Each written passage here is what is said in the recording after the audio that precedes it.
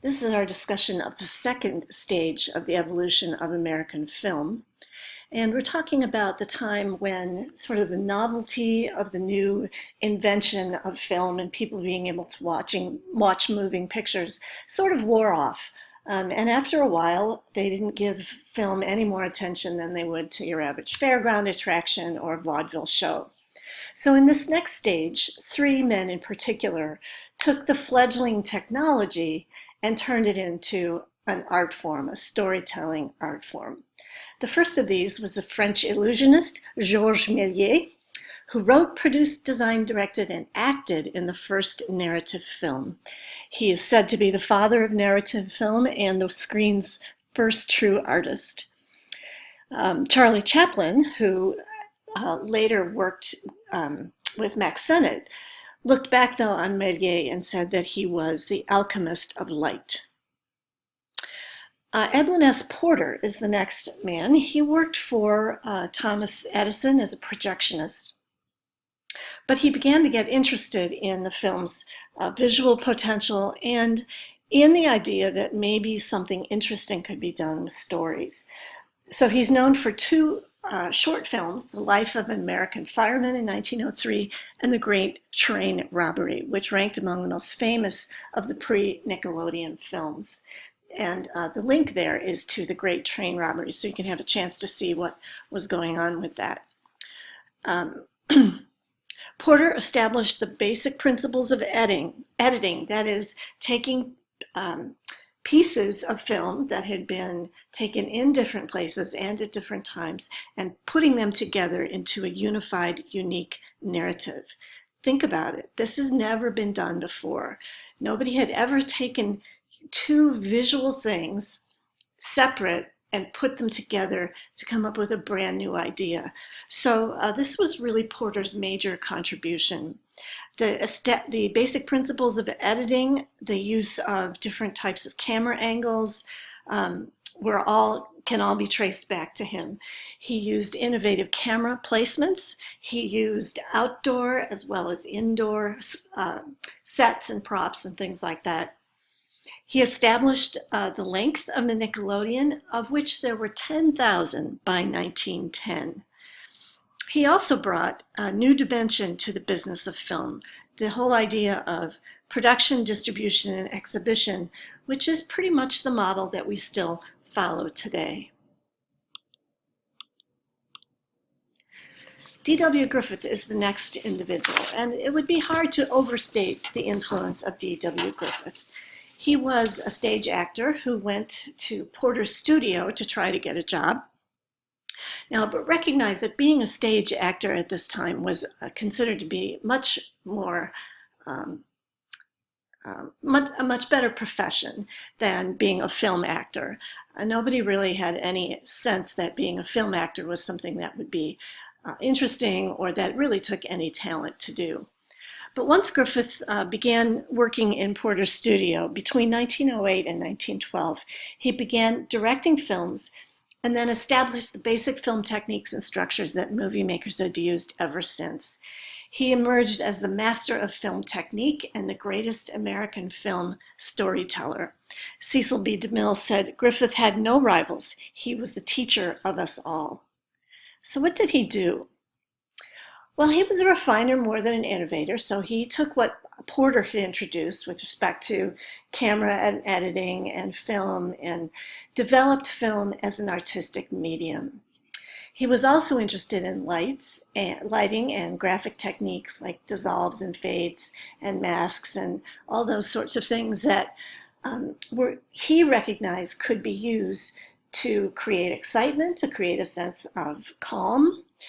And so all of these new ways of telling a story on film were things that Griffith explored during his years. In 1915, after he joined the Mutual Film Company, he produced The Birth of a Nation, which was 3 hours long, which was much longer than any other film had ever been. And it was the first American film to be accompanied by an original score. It grossed an unprecedented $50 million, cost I think around $10,000 to make, maybe $50,000, but almost nothing compared to the profit. It was the first film that swept America by storm in 1915, and some would say it's possibly the single most important film of all time. It is certainly the most controversial film that I know of. It proved that entertainment medium could be a powerful social and political force. It was a very sympathetic account of the Ku Klux Klan and the rebuilding of the nation after the Civil War. Black American civil rights groups protested because of the racism that was so rampant within it. If you want to see some of the most controversial segments, you can look at this site on YouTube. It's about a 4-minute segment. I will tell you that I have a very hard time even talking about Birth of a Nation because it is so racist, and it, some people would say it shouldn't be shown at all. Nonetheless, it has a very important place within film history. And if nothing else, it gives us a sense of the history of the racism that has actually followed the medium throughout its years. Next, we move to Mack Sennett. Now, Mack Sennett was a fascinating man in that he defined American comedy in film. Some of the people, names you may know, are Charlie Chaplin and Fatty Arbuckle. When he went to work for Keystone Keystone Productions, which he founded, he had always had in his mind sort of a funny, comedic, slapstick police concept. And so that's what the Keystone Cops is. And again, if you're interested in looking at a short take of the Keystone Cops, there's a quick segment that you can look at. But not only was Sennett known for his comedy, he was also the film's first real producer. In other words, he got a real sense of what needed to be done, when, where, who needed to be doing what, how much things cost. The whole notion of putting a film together was something that Sennett really excelled at, and he was able to show other people how to do that. So he created a systematic approach to production, which yielded 1,000 silent films and 7 dozen sound films during his 25-year career. He's also credited with starting the star system. So as we'll see a bit later, early on, owners of studios did not want to identify the actors. They claimed at least that good production and good storytelling would be enough to sell films.